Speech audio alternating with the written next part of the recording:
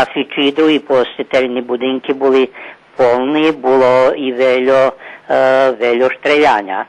Najkraše було по обісцях коло багатого римського стола і домашнього вина. Було і святочного огнjometu, organizovali ho žitelji Adaševcov, ktorí zo lokalnu samoupravu svjatočno 31. decembra otvorili zakončenu 2 km dlhokú dražku za biciklistov i pešakov po šid i zljepšali za šidskih transportnu bezpečnosť.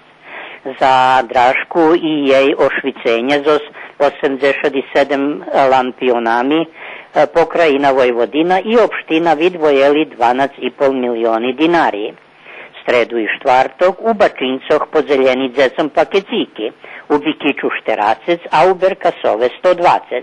Opština Inčak obezpečila 3300 pakeciki zo zlakotkami za jej najmladších žiteľoch.